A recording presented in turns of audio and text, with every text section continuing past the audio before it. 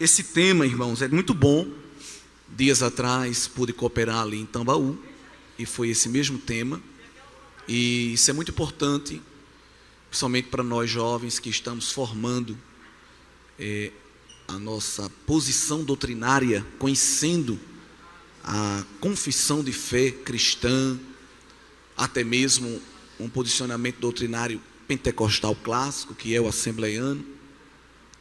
A maioria de nós circula nos ambientes acadêmicos, nos ambientes sociais diversos, e um dos temas que o inimigo das nossas almas mais luta para trazer adulterações e equívocos é o tema da cristologia, que é da pessoa de Cristo. Por isso que é importante a igreja estar sempre revisitando esse tema doutrinário da pessoa e da obra de Jesus, porque é a figura central da fé cristã.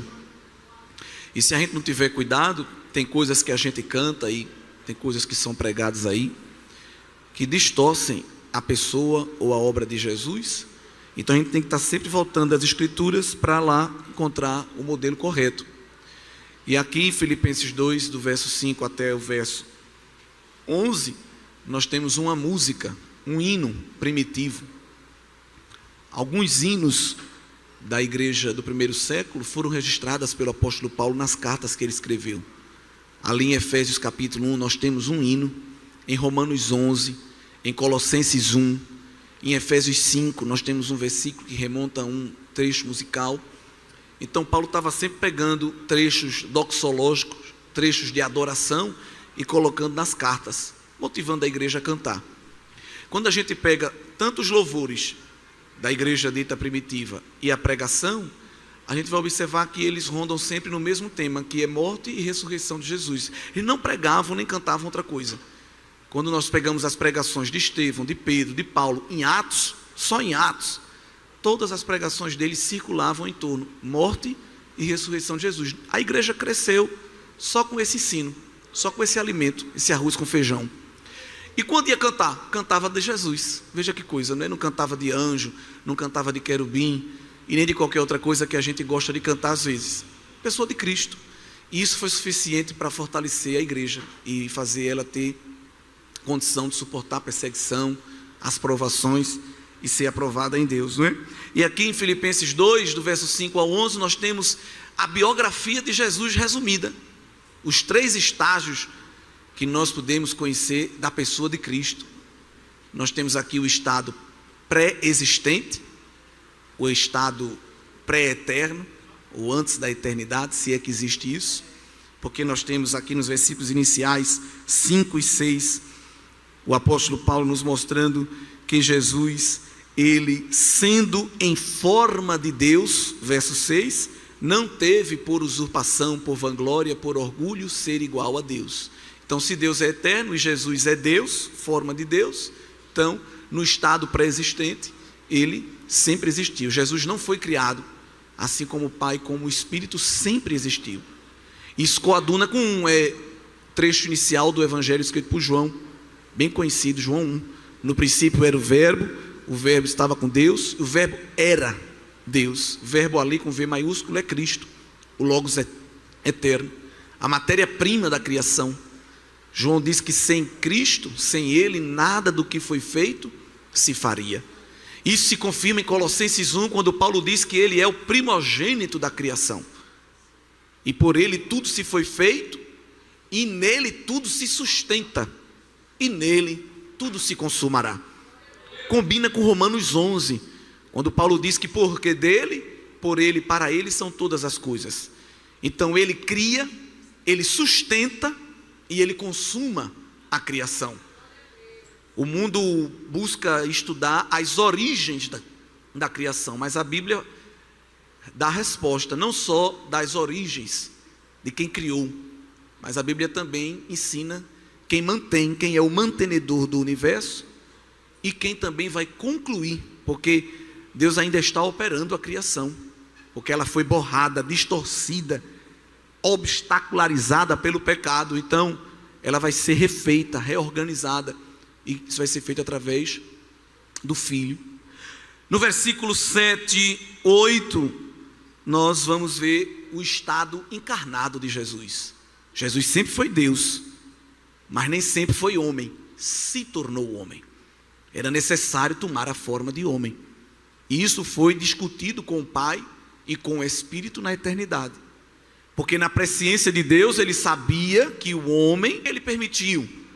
Se o homem não tivesse pecado, o plano da redenção também não ia entrar em cena. Então, aparentemente, a queda, o pecado foi algo ruim, claro, mas possibilitou a revelação do plano mais lindo de Deus, que não era uma espécie de plano B, porque Deus não foi surpreendido pelo homem, sempre foi o plano original de Deus. Vamos criar o homem à nossa imagem e semelhança. Vamos colocar nele a nossa impressão moral e ética, mas devido à rebeldia de Satanás e alguns adeptos, o pecado vai seduzir o coração deles. E a gente não pode deixar como está. E nesta conversa eterna, o Pai pergunta: quem se disponibiliza aí? E nós vamos observar que não é o Pai, Deus Pai, que diz a Jesus: você vai ter que ir lá. O Filho mesmo é que toma a iniciativa. Jesus, ele mostra nos evangelhos que ninguém ia tirar a sua vida se ele mesmo não a desse. O texto bíblico diz que ele entregou-se a si mesmo. Não foi ninguém que entregou Jesus. Jesus tomou a iniciativa e disse ao Pai: eu resolvo a bronca, conte comigo. Agora eu quero deixar também com o Senhor algo aqui ajustado, porque quando eu aparecer encarnado e o povo começar a interagir comigo, vai gerar um vínculo de ligação muito forte. E depois como é que eu volto? Eles vão ficar com sentimento de orfandade, porque o pai tinha dito ao filho: tá bem, você vai, mas você não vai ficar lá. Você vai, cumpre a tarefa, quando concluir, eu lhe trago de volta. Porque você para ir vai ter que se despojar da glória, mas você não vai ficar despojado dela para sempre. Eu vou devolver, eu vou ressarcir, eu vou lhe devolver essa glória que você vai abrir mão. Pois é, mas haverá um vínculo. E como é que vai ficar essa questão do vínculo? A gente vai quebrar abruptamente? Então, Pai, eu vou, faço a obra e volto, mas eu quero um igual a mim lá. Eu quero um substituto da mesma natureza para ficar com o povo.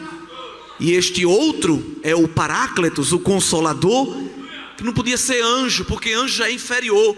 E o filho disse ao pai: eu quero um igual. Então só podia ser a terceira pessoa, que era o Espírito Santo de Deus, que foi derramado para, neste intervalo entre a primeira e a segunda vinda de Cristo, suprir esta ausência corpórea de Jesus. Porque o verso de número 9, 10 e 11 nos mostrará o último estado de Jesus, que é o que ele está agora, o estado exaltado, não é isso? Jesus se tornou homem e nunca mais deixou de ser. Isso aqui é doutrina bíblica pura e sem mistura. E é muito bom porque nessa manhã de estudo bíblico dá para a gente trabalhar essas questões que geralmente a gente às vezes deixa até passar. Jesus se tornou homem e nunca mais deixou de ser. Já nos primeiros anos da igreja, algumas heresias quiseram distorcer este ensino bíblico. Haviam correntes que diziam que Jesus só era Deus, não era homem. Outras correntes diziam que ele era homem, mas não tinha nada de Deus. Outras diziam que ele era uma espécie de semideus. Quando ele se tornou homem, ele perdeu um pouco da sua divindade. Jesus não perdeu nada da sua divindade, nada da sua onipotência. Ele perdeu da glória. Porque o verso de número 5, Paulo convida a gente a ter o mesmo sentimento de abnegação e de renúncia que Jesus teve. Porque não é fácil o que Jesus viveu. O verso 6 diz que ele tinha por forma a forma divina, mas ele não teve por vanglória, não teve por orgulho. Há uma tradução que eu gosto que diz que ele não considerou sua existência numa forma igual a Deus como algo a se apegar. Nós nos apegamos a cargos, sejam eclesiásticos ou seculares, nos apegamos a posses, às vezes uma roupa, um sapato. A gente tem dificuldade até às vezes de doar para um irmão mais necessitado. A gente só quer doar quando o sapato já está aberto, quando a roupa está rasgada. A gente diz: vou doar para alguém. Não, se não serve para você, não serve para outra pessoa. Nós somos apegados demais, não é? A títulos, a posições, a honrarias, e ficamos com os nossos queixumes, com as nossas chorumelas pelo canto, quando nós perdemos uma posição, saímos do primeiro banco para o terceiro, saímos da ponta para o meio, como se a vida cristã fosse um jogo de futebol, que se eu estou no banco de reserva eu fico tristinho com o treinador, porque ele me substituiu, não é? E o reino dos céus, ele promove justamente isso. Uma hora coloca pessoas em destaque, outra hora, não é o diabo não, é Deus mesmo, coloca alguém escondido, não é o diabo, Deus ele faz isso, uma hora ele bota lá em cima, outra hora lhe apraz colocar lá embaixo, uma hora ele faz o nome de alguém estar falado em todos os lugares, outra hora ele obriga, naturalmente ele promove um esquecimento geral e a pessoa fica culpando os outros, me esqueceram, me desvalorizaram, mas é o próprio pai que faz isso, não é? Ele fez com o filho tomou essa posição, porque é que nós não podemos tomar? Foi ele que colocou João Batista em destaque, mas foi ele que depois tirou João Batista e ele saiu à francesa para colocar Jesus em destaque. Seus coetâneos lhe procuraram dizendo: João, não dá certo isso, tu era o cara, só tu pregava, todo banner só tinha tua foto, agora chegou este aí, Nazareno, e só dá o nome dele. E João disse: eu passei a vida toda dizendo a vocês que eu estava apenas preparando o caminho e que ia vir um maior do que eu. Eu falei o tempo todinho. Que dificuldade para vocês entenderem isso. Ele está crescendo, eu quero que ele cresça mais e que eu diminua, porque eu só vim desamarrar a sandália dele. Eu só sou o trator que aplana a estrada para ele vir. Ele é poderoso, ele é maior do que eu. Isso é evangelho. E Jesus estava no ápice, no topo. Não tinha mais para onde ele subir, porque ele estava no topo. O diabo, que era um anjo, estava numa posição intermediária e olhou para o ser de Deus e quis aquilo que Deus tinha. Se rebelou, porque queria para si uma glória que nunca poderia ter. Qual foi a pena dele sumária? Foi expulso do céu. Jesus disse que viu ele cair do céu como um raio.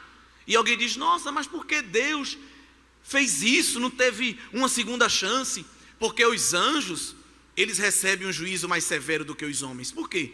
Porque aos anjos foi otorgado um grau de revelação maior que o nosso. Eles veem o que a gente não vê. Eles ouvem o que a gente não ouve. A gente só tem um grau de revelação limitado. Os seres angelicais estão vendo Deus face a face. Então eles não podem errar, porque eles têm um nível de informação perfeito. Então o diabo tomou a iniciativa, mesmo com toda a revelação que ele tinha à sua disposição. Ele tomou a iniciativa de pecar. Por isso a decisão de Deus foi sumária. Por querer ser igual a Deus, caiu do céu. Já o filho foi ao contrário. Mesmo sendo Deus, quis tomar a forma de criatura. Então nós vamos ver o diabo como criatura querendo ser divino. E nós vamos ver Jesus sendo divino, querendo ser criatura. E aí Jesus não cai do céu, Jesus desce do céu. Porque cair é um ato involuntário, descer é um ato voluntário. Uma coisa é cair da escada, outra coisa é descer a escada. O diabo caiu porque queria ser Deus. Jesus desceu porque queria ser homem. Tudo isso por amor. Então, se eu chego num culto e o pastor disse que é para eu ficar à vontade, os irmãos sabem, Deus me usa mais de uma maneira doutrinária, tá bem? Eu sei que depois vai ter o pipoco e outros momentos, mas eu queria esmiuçar essa vacina de Deus aqui nesta manhã. Depois vocês marcham e fazem outras coisas, mas vamos comer assim só essa papinha amassada que é importante. Se eu, quando chego num culto e sento na posição que a minha irmã está, mas por algum motivo logístico alguém pegou esse lugar e me foi dada a segunda cadeira, se isso é suficiente para eu mudar de congregação, pedir carta de mudança, dizer que no ano que vem não formo, eu sou o mais miserável de um cristão. Eu sou mesquinho, eu sou medíocre. Eu sou um pedaço de caco podre que ainda não foi tratado pelo oleiro. Eu não aceito, eu só quero se for na frente. Eu só quero se for o primeiro. Era bom que Jesus dissesse ao Pai: homem, tomar forma de homem. Eu não. Porque Jesus, ele não se baixou, ele se rebaixou. Porque se Jesus tomasse a forma de anjo, ele já estava descendo de nível. uma espécie, me permita só essa conjectura, de uma série B. Mas como Jesus tomou a forma de homem, foi logo para uma série D, meu filho, de vez. Você que se acha alguma coisa, Paulo bota a gente no lugar da gente aqui em Filipenses 2, quando diz que Jesus se humilhou tomando a forma de quê? Dessa pessoa que está sentada do seu lado. Foi uma humilhação para Jesus tomar a forma dessa pessoa que está aí do seu lado.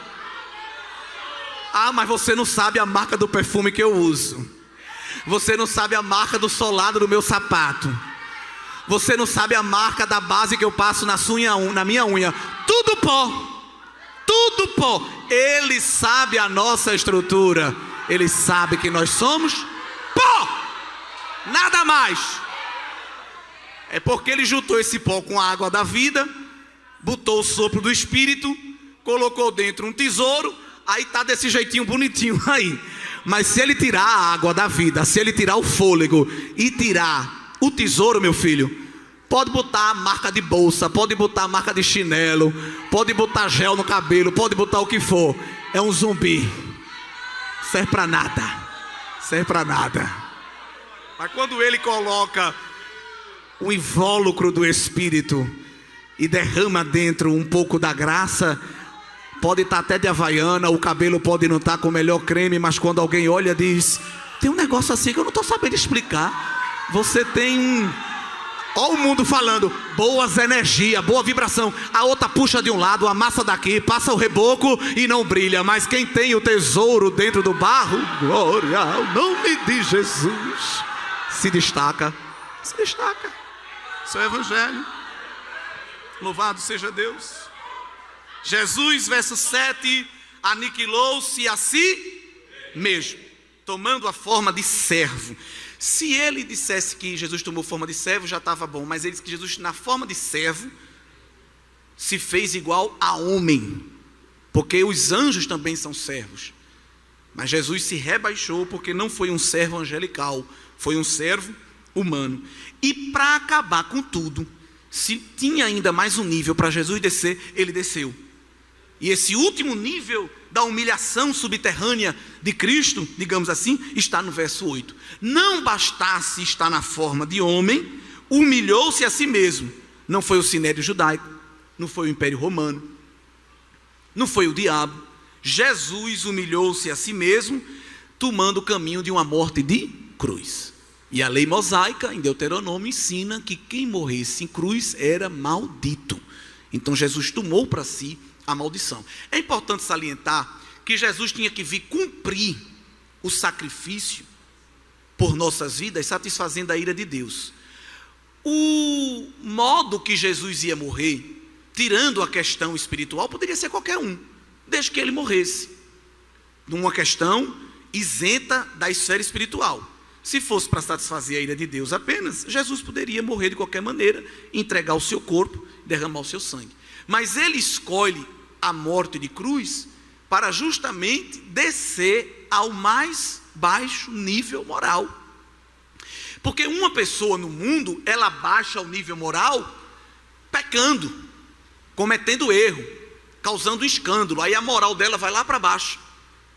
Mas como é que Jesus ia conseguir descer a moral lá para baixo se ele não ia pecar? Isso é um grande mistério. Porque Jesus ia vir como cordeiro imaculado, sem mácula, sem mancha, sem escândalo nenhum. Então como é que ele ia? Qual era a página que o nome dele ia aparecer de um grande escândalo? Não ia. Então como é que ele ia se humilhar ao mais nível baixo? Escolhendo a morte mais maldita numa cosmovisão judaica. E por isso que Jesus morreu na cruz. É Jesus mostrando que aquele que tinha a maior honra e a maior glória abriu mão de tudo e passou o maior escárnio e a maior vergonha por causa de mim, como diz o tema, por causa de você, foi por amor. Então se eu peço a um jovem para ele fazer uma oração em praça pública e ele morre de vergonha, não, eu não, pelo amor de Deus. Se dentro da classe um professor lhe faz uma pergunta sobre a sua fé e ele se pudesse se formar um casco de tartaruga e se esconder, meu Deus, não vou falar nada, o que vão pensar de mim? Se nessas oportunidades que tenho para expressar o meu amor a Cristo, eu me envergonho, Bom seria que quando Cristo teve a oportunidade de expressar o seu amor por nós, ele também se envergonhasse ao Pai. Nazaré? Não, Pai. Eu moro na região metropolitana da glória. Eu moro no bairro do Trono, no Alphaville da revelação da glória excelsa. Morar em Nazaré? Me dê pelo menos um condomínio na beira da Galileia. Por favor, Pai, tenha misericórdia. Qual é a maternidade que eu vou nascer? A minha mãe vai ter direito a um plano de saúde nacional, prêmio? Uma acomodação de um quarto individual? Numa estrebaria, Pai? Numa manjedoura? Ouvindo mugidos e balidos? Não. E qual é o meu meio de transporte? O Senhor vai me liberar um ticket posto, um vale combustível? Porque eu vou andar muito. A pé, Pai? Não, tenha misericórdia. Eu vou para a região da Palestina. É semiárido, é torrão, é sol caustigante. O Senhor vai me dar algum voucher para as hospedagens? Não, não. Uma vez alguém chegou para Jesus e disse: eu quero te seguir. Jesus disse: meu filho, não venha me seguir, porque vir me seguir não tem lucro. Eu estou pior do que passarinho e do que raposa. Porque passarinho tem onde ir dormir no final do dia, e a raposa também. Mas o Filho do Homem não tem nem travesseiro para reclinar a cabeça. Não venha me seguir procurando mudar de vida, realizar o sonho da casa própria, trocar de carro, que eu não tenho isso para lhe oferecer não. O que eu tenho para lhe oferecer é cruz, é lágrima, é choro, mas lá no final há uma coroa.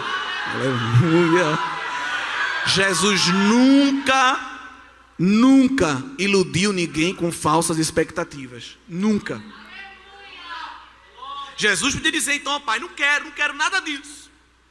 Eu quero de volta o que é meu. Não.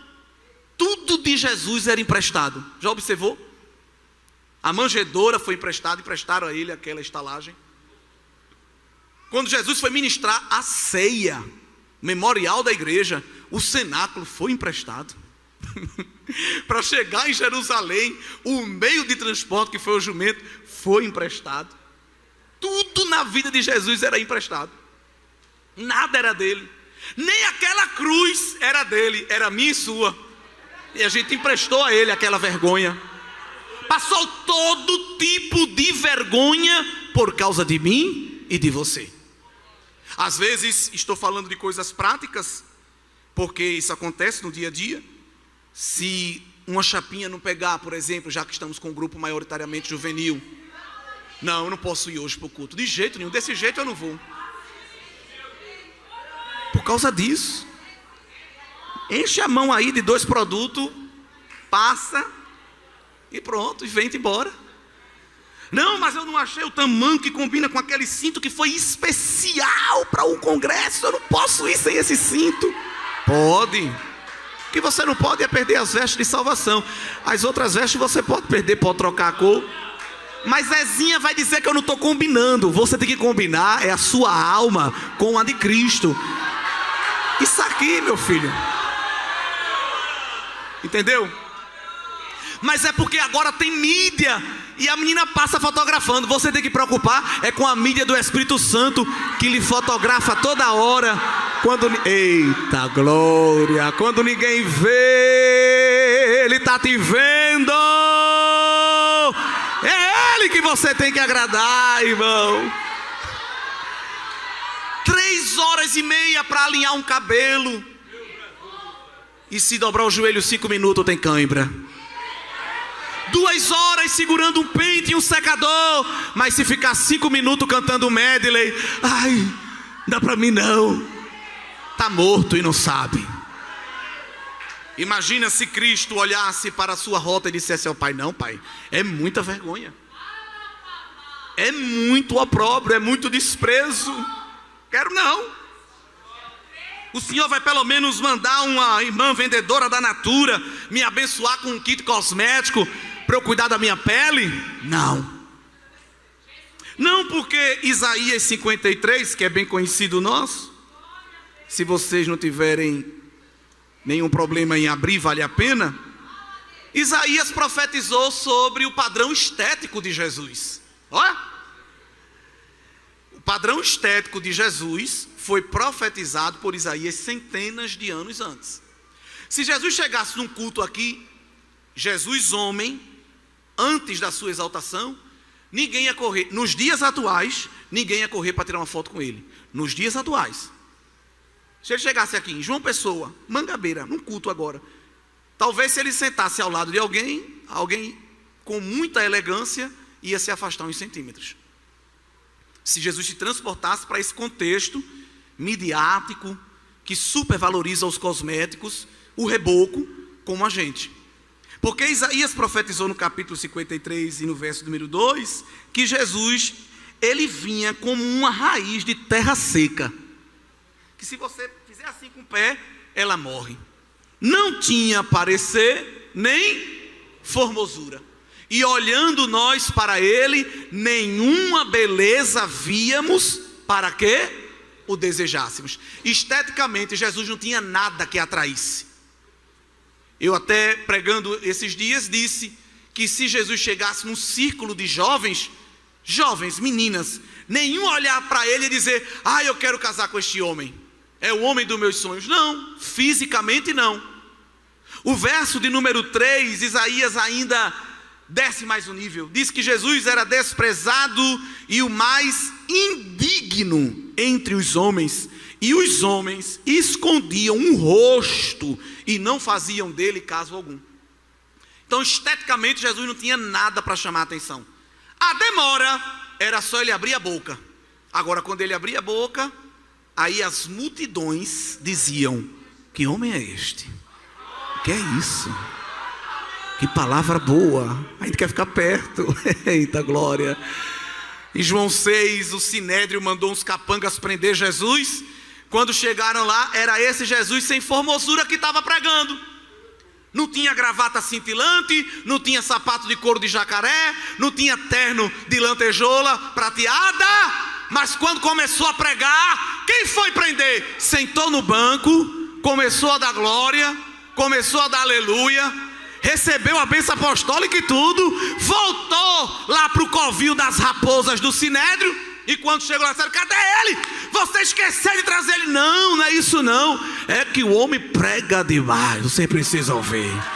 O homem fala coisas que ninguém falou, porque o salmista disse que a graça se derramaria dos seus lábios. Jesus não tinha aparência, mas tinha essência. Não tinha vitrine, mas tinha estoque. Não tinha cobertura, mas tinha recheio.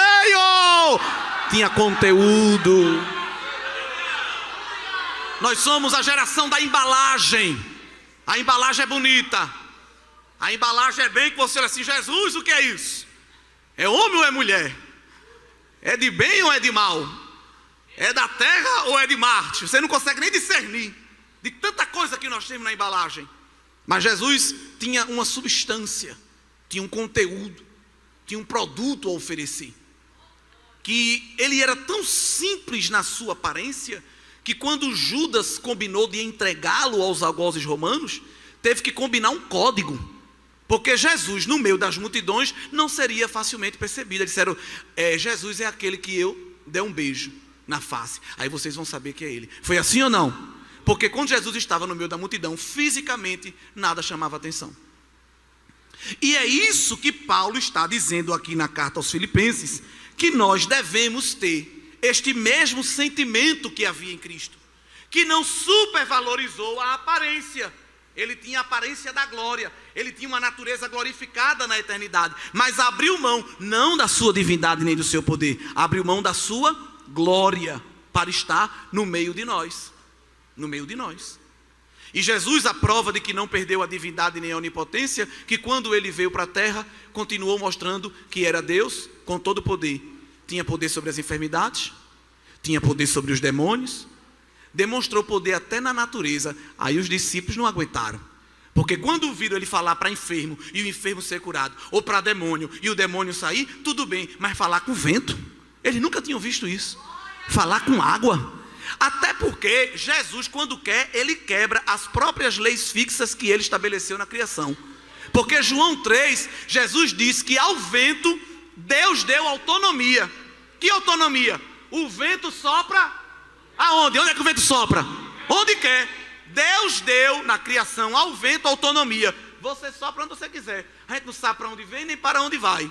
Deus deu ao vento. Mas Jesus, que é criador, mantenedor e consumador, quando ele quer, ele quebra a própria lei que ele criou. Porque naquele barco o vento estava soprando aonde queria. Aí Jesus levantou e disse: ei, vento, vento, estás muito agitado, vento, cala-te. Que homem é este que manda até no vento e na água? Não era homem, era Deus. E você crê que ele manda na tua casa, que ele manda na tua parentela, que ele manda na tua vida, na tua mente, no teu coração, ele manda no teu futuro. Nós estamos abrigados debaixo da onipotência de Jesus para todo sempre. Glória a Deus. É este sentimento que Paulo quer que não só a igreja em Filipos, mas toda a comunidade dos cristãos tenham, de sorte que haja em vós o mesmo sentimento que houve em Cristo Jesus. Esse Jesus que abre mão de tudo para servir. Em Mateus 10, 40, ou Marcos 10, 45, ele diz que o Filho do Homem não veio para ser servido, mas para servir e dar a sua vida em resgate de muitos. Ele veio para servir. Então quando eu olho para um irmão e faço um sinal, e ele sabe que eu estou fazendo sinal para lhe pedir alguma coisa, e ele faz que não está vendo, essa pessoa não pode dizer que é um discípulo de Cristo. Não é isso? Ou quando eu convido alguém para fazer um trabalho: meu irmão, você pode trabalhar, você pode participar semana que vem do evento assim, se vir. A igreja: não, irmão, não posso porque eu vou adoecer. Ou então: não, irmão, não posso porque vai chover. Vira logo meteorologista. E tem gente assim: vou ficar rouco, irmão, não vai dar. Nós não podemos dizer que somos discípulos de Cristo, porque Cristo tinha disponibilidade para o serviço. Tanto que lá em João 13, perto de morrer, viu? Inclusive, vocês leem Bíblia, só estou relembrando, não estou ensinando as coisas aqui essa manhã. Se tem uma coisa que Jesus fez perto de morrer, foi trabalhar. Irmã, cadê você? Faz 3 meses que não veio. Não, porque na última vez que eu fui, quando eu entrei, aquela irmã olhou para mim dos pés à cabeça. Eu estou muito ferida com isso. Meu filho, cadê você? Faz 6 meses que você não vem. Não, porque eu preparei um esboço para dar uma mensagem e o irmão me deu só a saudação de 5 minutos. Estou muito amargurado.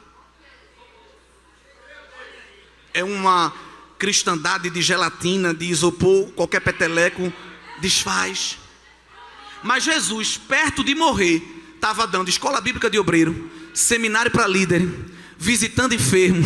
Veja, podia dizer aos discípulos: olha, estou muito amargurado, olha como eu estou. Está chegando a minha morte, não estou para ninguém, estou offline, não aguenta, muita luta. Mateus 26 diz que na noite que foi traído, ele fez o quê? Instaurou a ceia.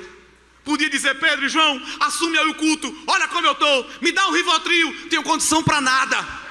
Perto da morte, mas trabalhando. Perto da morte, orando. Perto da morte, servindo. E você está muito melhor que Jesus e às vezes não quer fazer nada para Ele. Temos que fazer muito mais.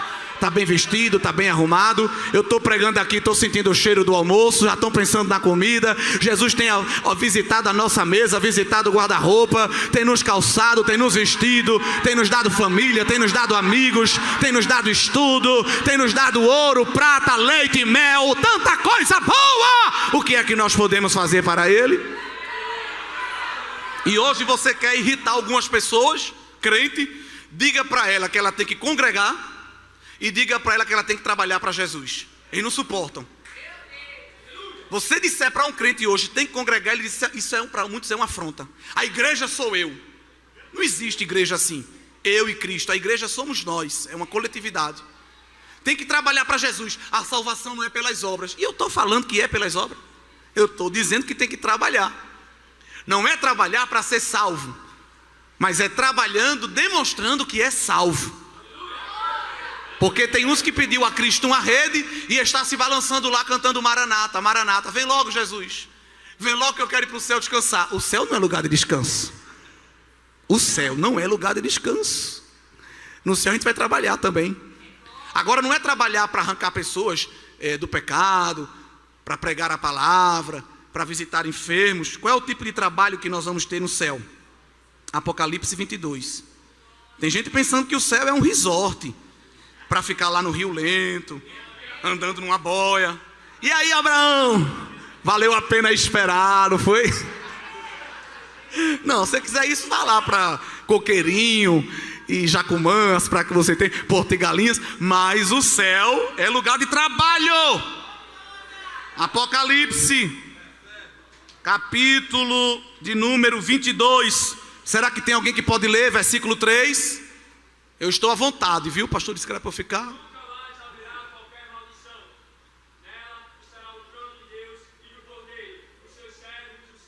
Obrigado, amado. Essa palavra aqui, os seus servos servirão, no original não significa uma ação pontual, não. É uma ação contínua para a eternidade. A gente hoje tem que fazer um congresso 2 dias, 3, porque se fizer 5, o pessoal faz rodízio. Eu vou no primeiro, tu vai no segundo, tu me rende lá, porque eu só vou ter força para ir no 3º dia. Aí eu te rendo e tu vai no 4. Aqui é uma bênção que tem culto manhã, tarde e noite. Tem lugar que não pode mais não. Que é isso, irmão? Isso é fanatismo. Aonde é que a criatura vai chegar para Jesus na eternidade e dizer: Senhor, dê um pause. A gente está cultuando desde 6 horas da manhã. Já deu 6 horas da manhã e culto, e glória, e aleluia. Qual é a hora que a gente vai se banhar no rio da água da vida? Nenhuma. Porque os seus servos o servirão. O negócio é tão sério que Jesus sabe, e Deus, que a igreja ainda está se acostumando a esse patamar, porque Ele quer mesmo é a adoração da igreja. Mas tem irmão que, irmão, cadê tu? 11h30, ele está decidindo se vive ou morre ainda. 11h30 da manhã, tem gente que ainda está decidindo se levanta do coma, da preguiça. Aparece lá pelas 3 horas da tarde, botando defeito em tudo e em todos. Mas quer ir para o céu, ficar com Jesus. Como?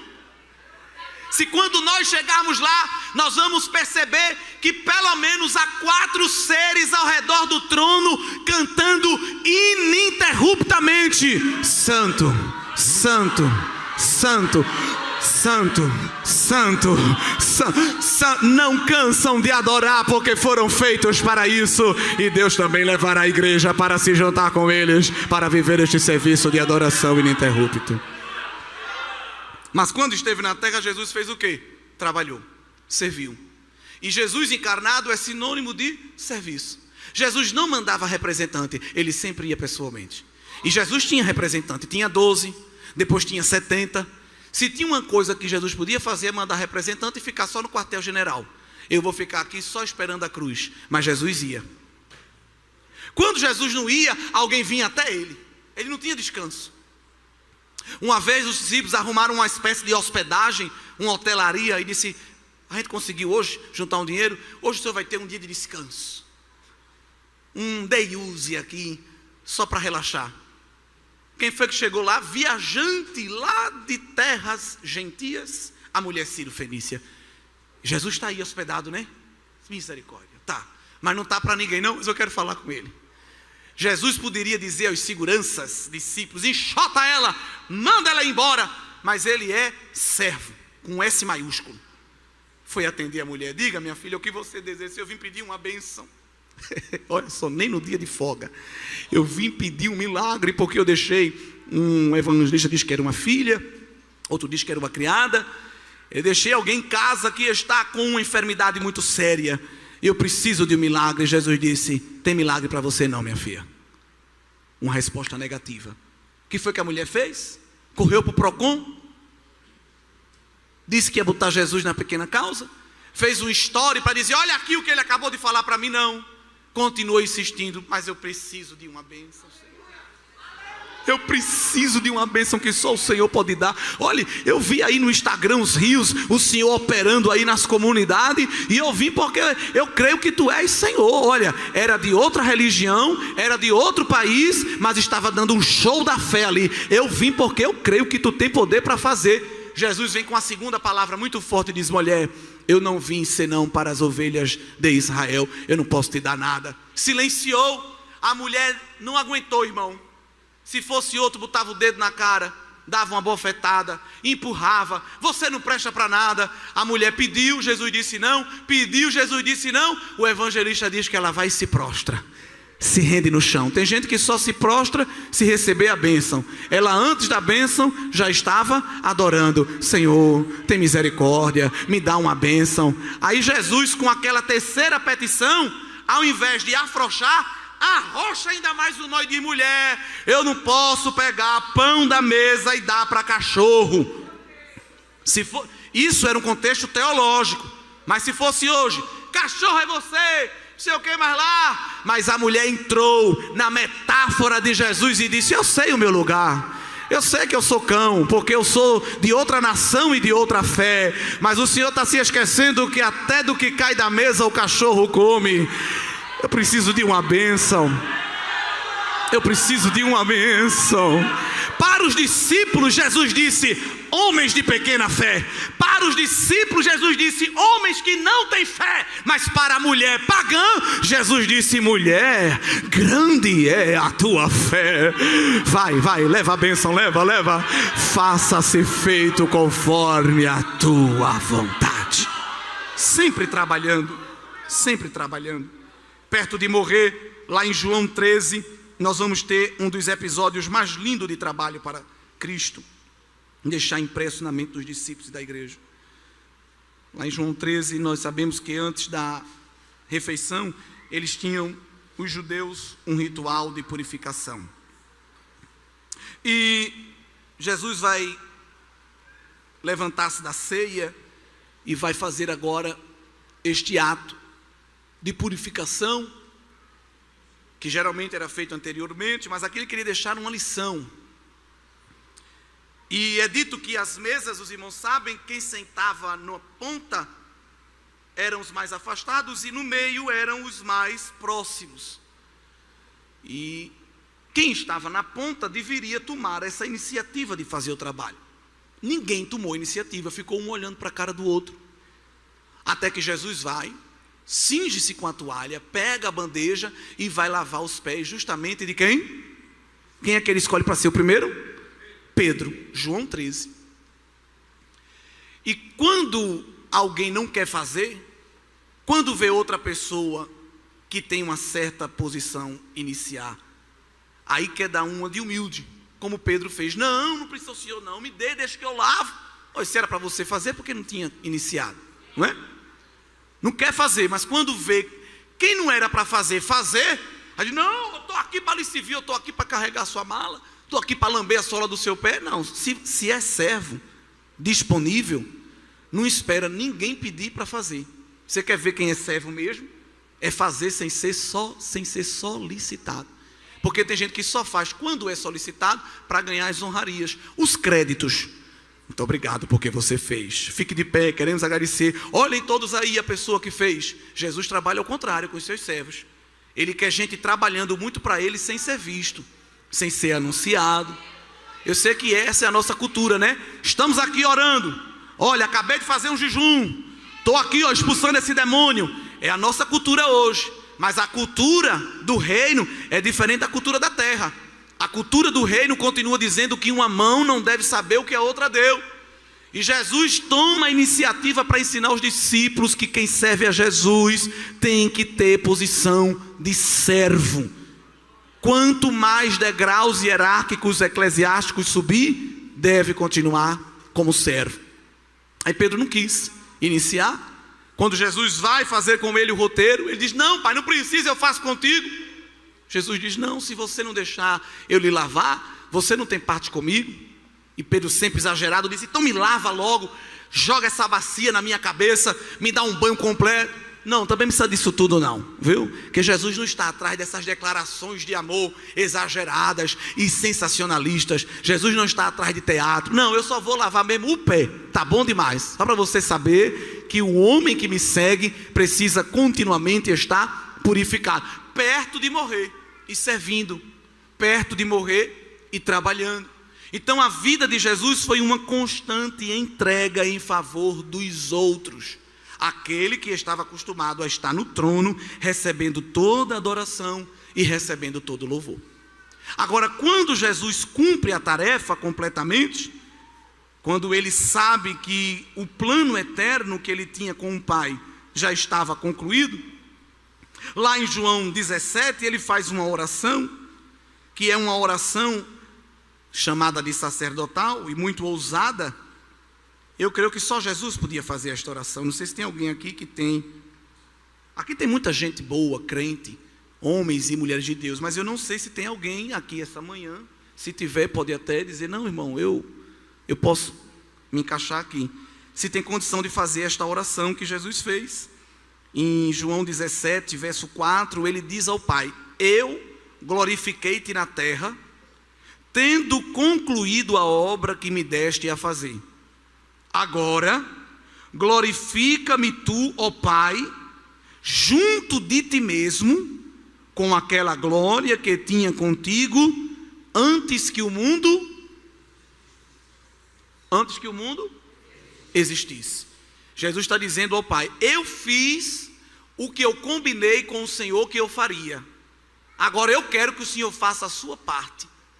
É por isso que eu estou perguntando se tem alguém aqui essa manhã que tem condição de fazer essa oração para Deus. Eu quero de volta o que é meu. A gente gosta de cantar isso, né? Restitui! Será que tem algum irmão de oração, algum obreiro? Eu já quero dizer aos irmãos que eu mesmo não tenho condição. Se tem algum jovem, algum músico, algum cantor aqui que diz: não, eu posso ficar em pé e dizer ao Pai: o que era para eu fazer para ti, está feito, me dê minha parte. Não tem ninguém nessa multidão, nessa linda multidão, não tem. Mas Paulo quer que a gente desenvolva o mesmo sentimento de Cristo, que é o sentimento de quê? De tarefa completa. Tem um na terra que chegou a esse nível. Paulo, quando estava perto de morrer, não ficou correndo às pressas para tentar fazer o que não tinha feito, não. Escreveu uma carta dizendo: a minha carreira está completa, eu guardei a minha fé, eu cumpri o meu ministério, e agora eu estou como um copo prestes a ser derramado como oferta de oblação. Eu estou prestes a ser derramado como oferta líquida. A minha vida, Timóteo, está só uma gotinha, olha. Eu já vou embora. Mas o que era para eu ter feito, eu já fiz. E só estou esperando, ele pôde dizer isso, a coroa que me está reservada. Não só para mim, mas para todos aqueles que amam a vinda do Senhor. Então Paulo chegou nesse nível de Jesus, de ainda em vida dizer: completei o que Deus confiou para mim fazer.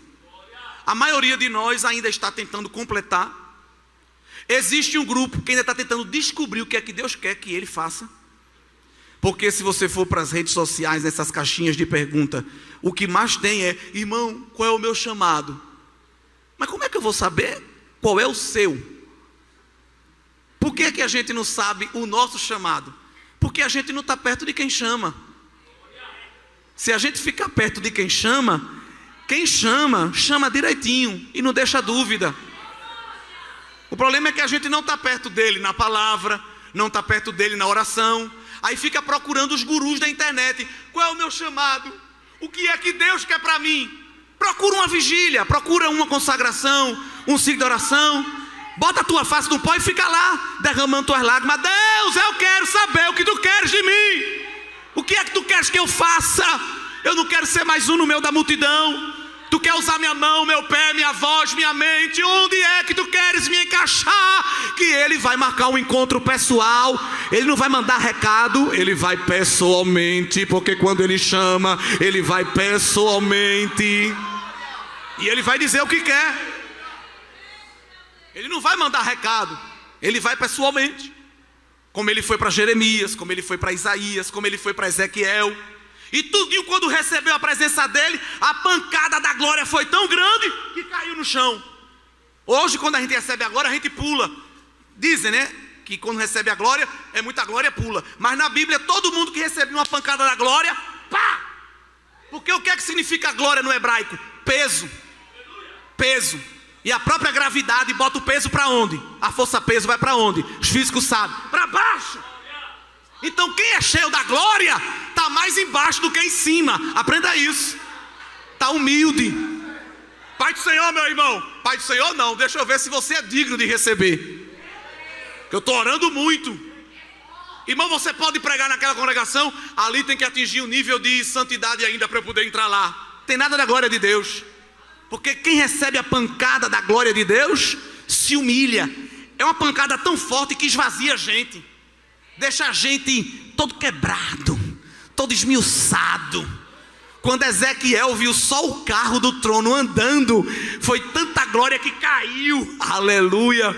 Aí o pai mandou o Espírito tocou nele, soprou nele e falou com ele: levanta, filho do homem, eu quero falar contigo. Fica caído não, você não viu nada ainda. Isso só foi o trailer. As temporadas vão começar, tem muitos episódios da minha glória. Tu vai ver ainda o carro da glória de Deus andando por cima de Israel. Tu vai receber revelação apocalíptica. É tanta glória que tu parece que vai explodir, vai nada. Jeová está só untando a forma, glória. Ainda vai descer tanto azeite na tua cabeça. Tu tem 13, 14, 15 anos, Deus não está vendo isso não. Ele já está acendendo as labaredas da fornalha e está pegando esta massa informe e dizendo: vem para minha mão que eu vou começar a fortalecer tua estrutura. Vai vir peteleco, vai vir pontapé, vai vir soco, mas não vai te quebrar, porque a minha glória vai preencher. A minha glória vai capacitar as tuas fragilidades.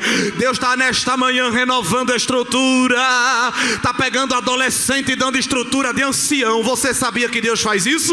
Está pegando jovem e dando estrutura de homem velho. E o diabo está vendo o teu rosto ainda tenro, mas dentro de ti está um espírito forjado na palavra, na presença do El Shaddai. Vai vir prova, vai vir tentação, vai vir feitiçaria, disse-me disse, palavra de maldição, mas Jeová está dizendo: está blindada, está blindado, está forjado com a minha graça, está preenchido com a minha autoridade. Tome a sua proteína, tome o seu suco, coma a sua batata doce, mas sobretudo receba a vitamina da palavra, que te dará força contra a carne, contra o mundo e contra o diabo, para você poder cumprir o chamado de Deus na sua vida integralmente.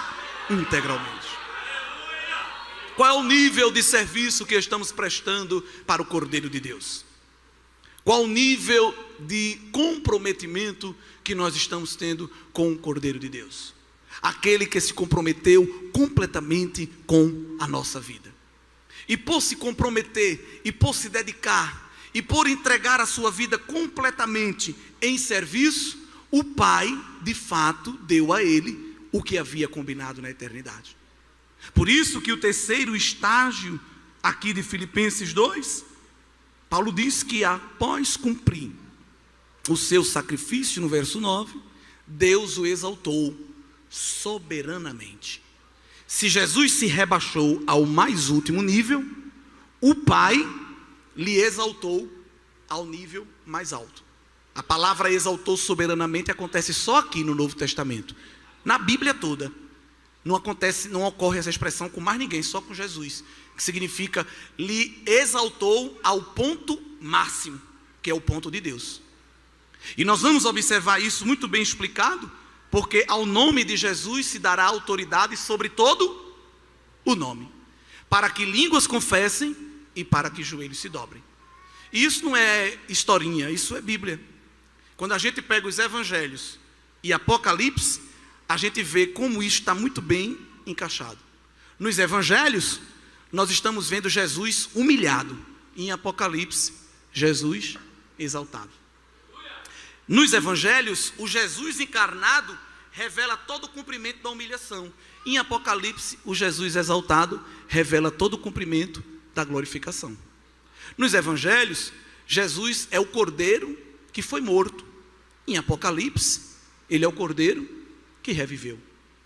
Nos evangelhos, nós vamos ver Jesus montado no jumentinho na entrada triunfal.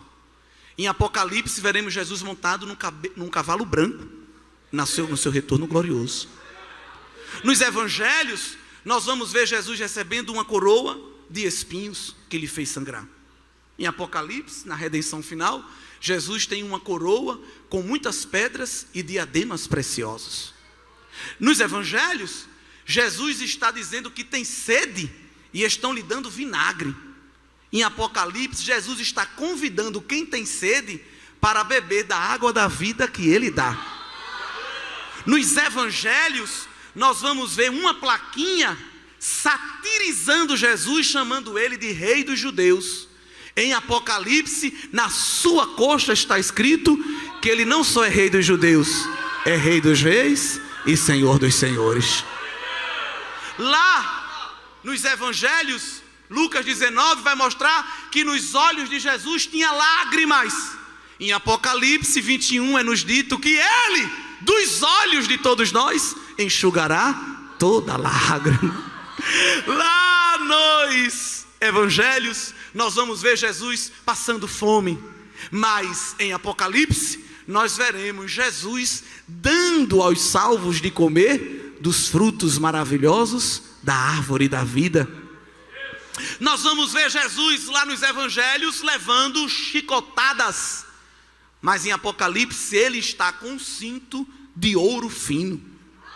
Lá em evangelho, nós vamos ver Jesus tendo as suas túnicas rasgadas.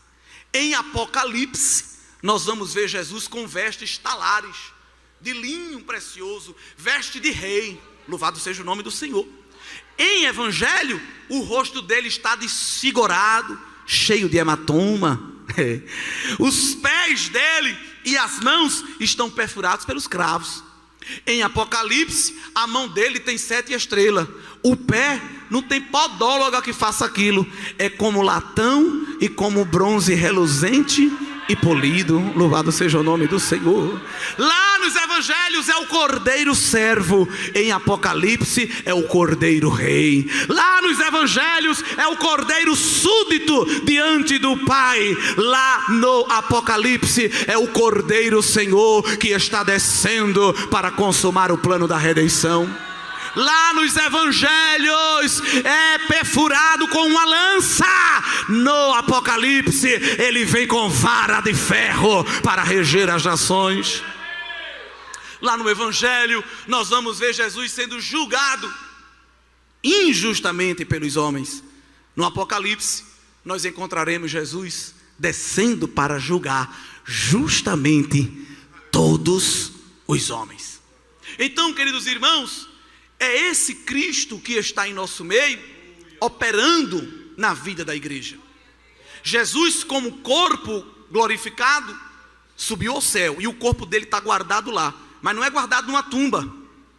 Pedro disse que Jesus subiu ao céu e está guardado com o Pai, até que desça sobre nós tempos de refrigério. Então Jesus não está numa tumba, ele está sentado no trono do lado do Pai, cheio de autoridade, porque o Pai devolveu a ele toda a glória e reafirmou a ele toda a autoridade sobre todas as coisas. E de vez em quando Jesus demonstra essa autoridade, respondendo às orações da igreja. Porque tem um mistério com Jesus, que ele faz o oposto dos outros, como rei e como sumo sacerdote. Como rei, um monarca, ele sempre fica sentado. Quando ele quer expedir uma decisão, ele só estende o cetro. Um rei não fica em pé, ele sempre sentado fica dando as suas decisões. O Salmo 110, o pai profetiza para o filho: disse o Senhor ao meu Senhor, assenta-te à minha direita, até que eu tenha posto os teus inimigos por escabelo dos teus pés. Banquinho para descansar o pé. Deus vai fazer os inimigos de Jesus como banquinho para ele apoiar o pé. Então, enquanto isso não acontece, Jesus está sentado à direita do Pai. Como rei, os líderes humanos precisam gritar muito para ser visto. Jesus, como rei, resolve tudo sentado. Pode resolver sentado, mas ele é tão especial que de vez em quando faz questão de ficar em pé.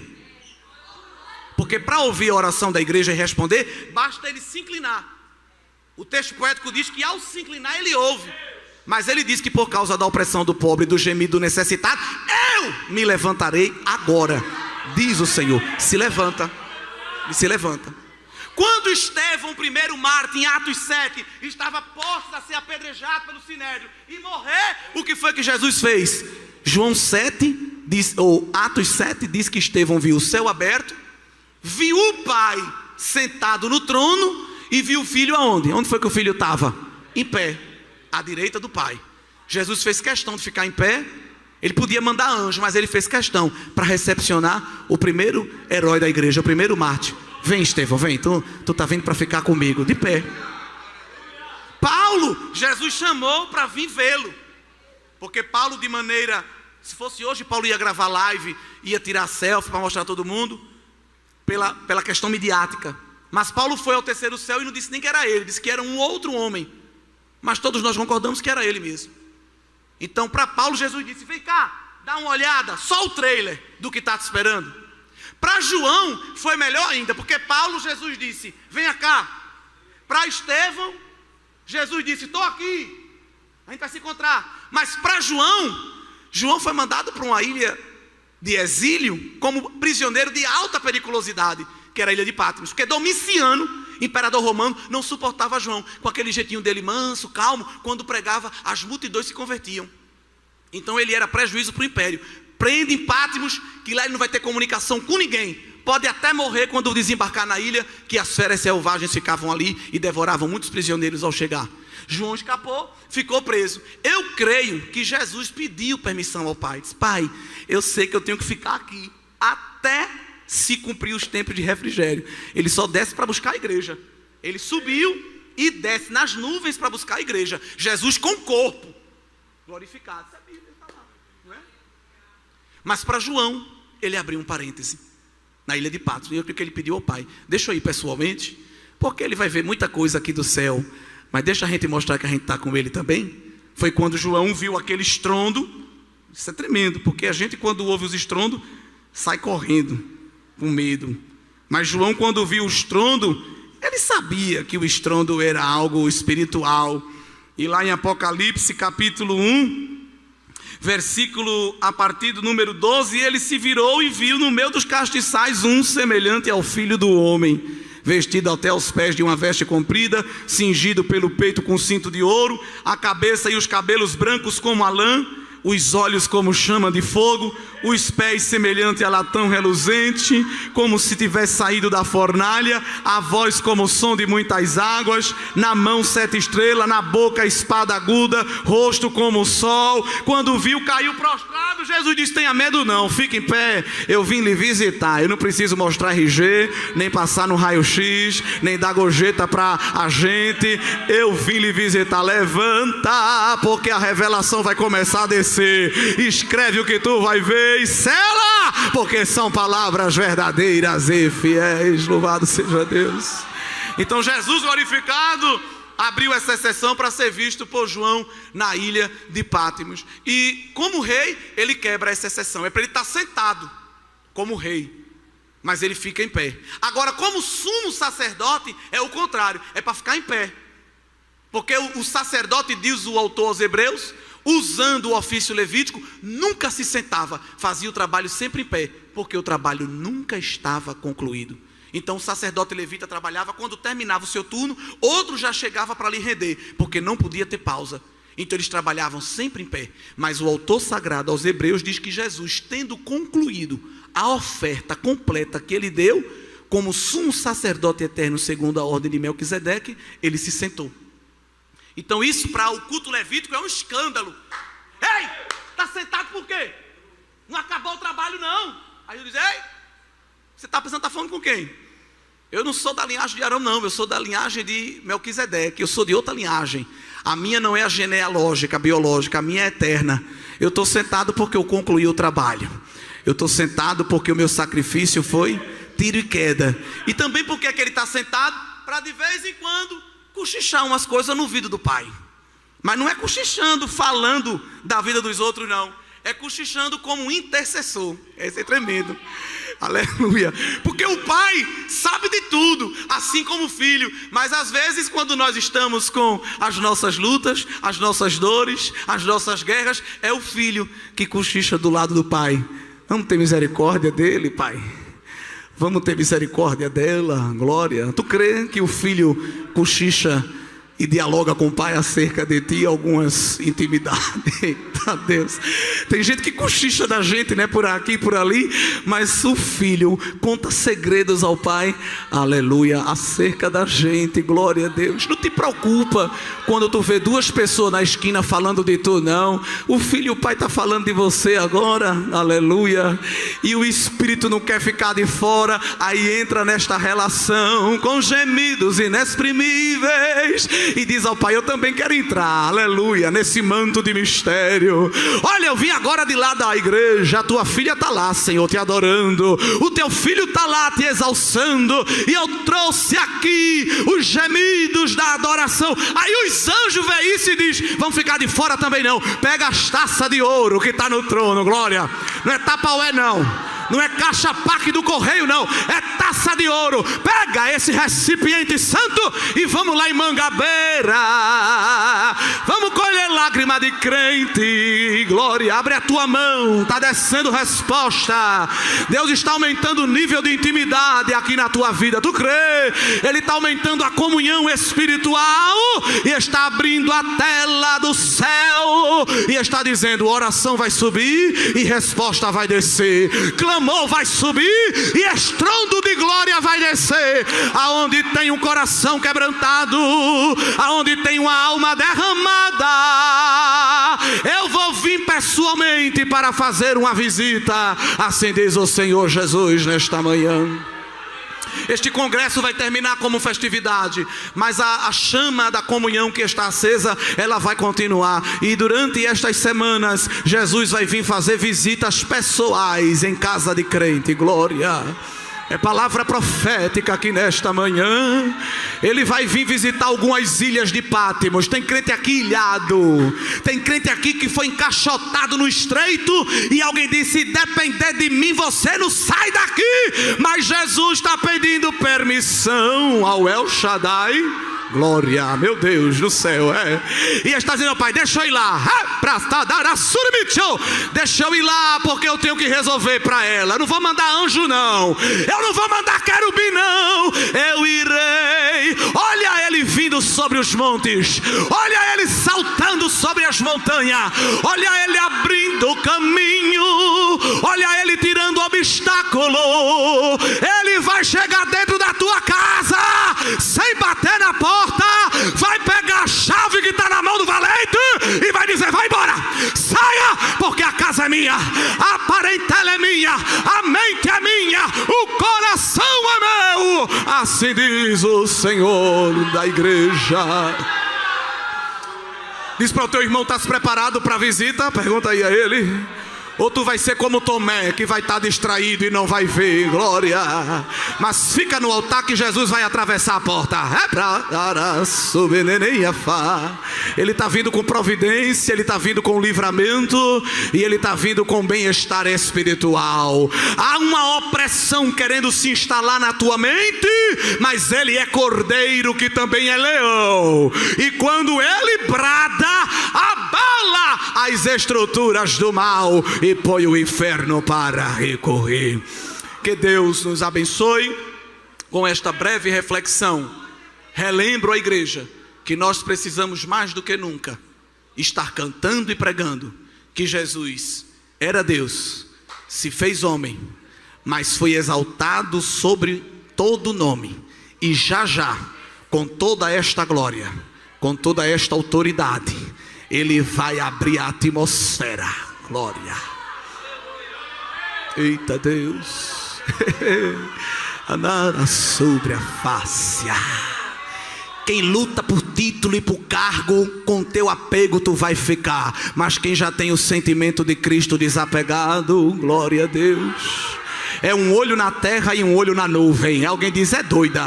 Eita glória, eita, essa menina é toda espiritual. Não, eu sou crente, eu estou agora outra cidadania. Esse irmão parece que é aéreo. Eu não sou aéreo não, meu filho, eu estou em outro nível, eu sou celestial, é mais alto ainda. A minha vida está na mão do Cordeiro. Ele está tirando do teu coração apego material aqui nesta manhã. Você crê nisso? Tem crente aqui muito apegado a algo material, muito preocupado com a estética, preocupado com o futuro, preocupado com a casa própria, preocupado com esquemas, com modos, com formas. Mas Jesus está esvaziando o nosso ego aqui esta manhã, está deixando a gente bem leve para a gente subir com facilidade. Glória a Deus. Curva a tua cabeça, fecha os teus olhos. Senhor Deus e Pai,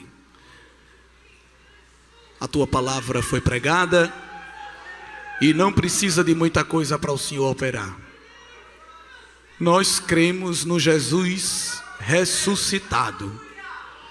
Nós cremos no Jesus glorificado. E se há crentes aqui que nunca tiveram uma experiência com Jesus glorificado, muda isso, Senhor. Marca encontro pessoal com crente nesses dias. Visita quartos, visita salas, visita repartições, desfaz reuniões secretas malignas contra nós, desfaz círculos de fofoca e de maledicência, setas apontadas, arapucas, pratos, ofertas de Jezabel e de Dalila, que está fazendo quase alguém cair. Mas nós te convidamos a bradar com o teu rugido, para levar para longe a ave de rapina, a raposa, a serpente. Senhor, na tua voz os laços são quebrados, na tua voz a sepultura é fechada, na tua voz a sepultura também é aberta.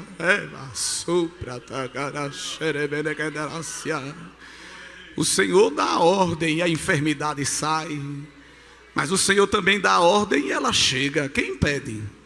Os vírus te obedecem, as bactérias. Senhor, o vento, o fogo, a água, o Senhor manda o céu abrir, Ele abre. O Senhor manda fechar e Ele fecha. O Senhor dá ordem às montanhas, às placas tectônicas, aos vulcões. Os governos, os presidentes, os judiciários, os executivos, os legislativos, os militares, os demônios debaixo da terra, em cima da terra, no meio dos ares, os poderes visíveis, os invisíveis, os poderes de dentro e de fora. Senhor, quem pode resistir ao teu comando? Quem fica de pé diante do teu brado? Quando tu falasse com Paulo, ele não suportou a tua glória. Quando tu falasse com Senaqueribe, ele deu marcha ré. E ele gritava, dizendo para Ezequias: ninguém vai livrar. Quem é o vosso Deus? E tu dissesse: eu vou mostrar a ele quem é. Um anjo, um anjo mostrou o teu poder e o teu senhorio. Mostra, Senhor, o teu senhorio nesta igreja. Mostra o teu senhorio nesta cidade. Mostra o teu senhorio neste país, que está uma bagunça, que zomba do teu nome. Nós cremos, Senhor, que tu és Deus e queremos entronizar-te aqui nesta manhã. Toma, Deus, a nossa voz, que não seja a nossa, seja a tua. Esse espírito de prostituição, Deus, que está querendo tomar este irmão, este espírito de luxúria que está querendo algemá-lo, eu te denuncio e te repreendo agora, Satanás.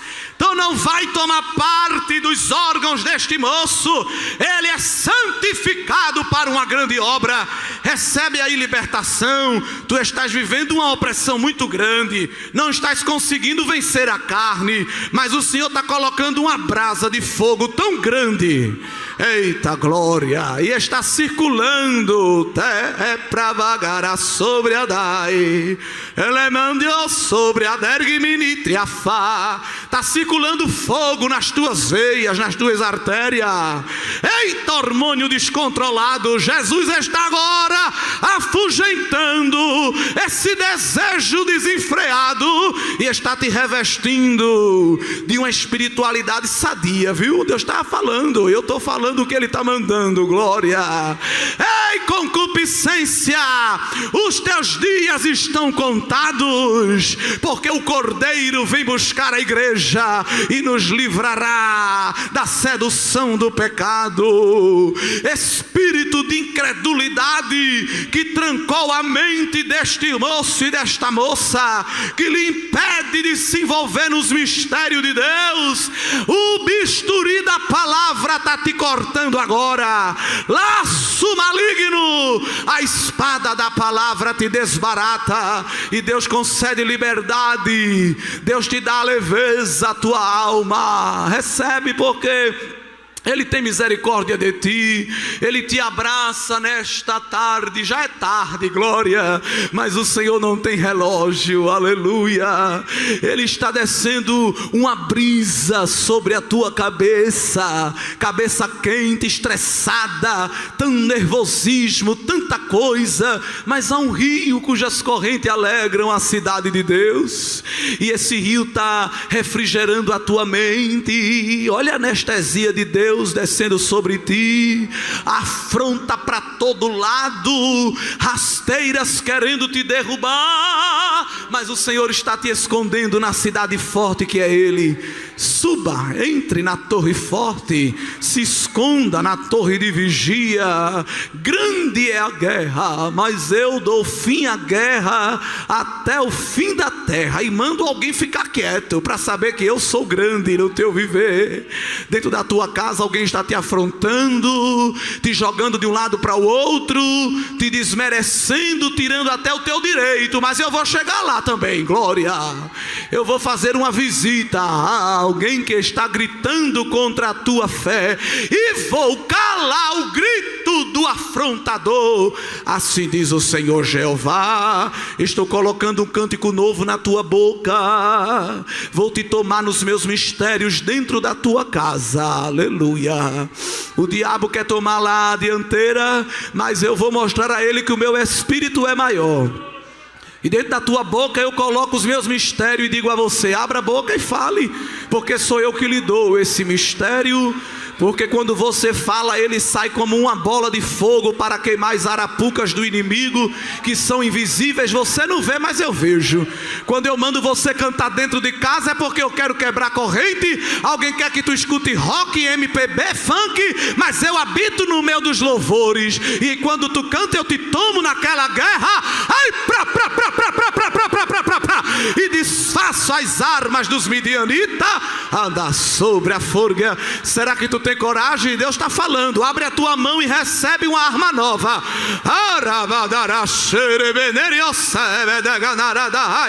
Eu estou colocando na tua mão e na tua mente uma estratégia de guerra.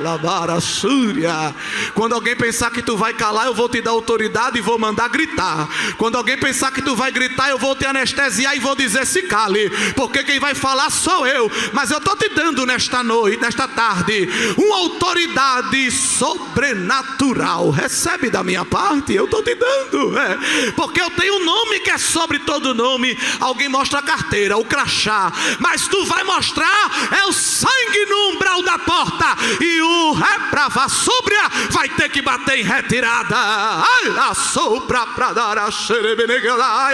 O Senhor está descendo aqui muralhas de fogo ao nosso redor, está blindando e escondendo na sua presença, abraçando a alma de quem está aflito e nos dando esperança de que logo em breve Ele voltará para nos levar para perto dEle. Louvado seja o nome do Senhor.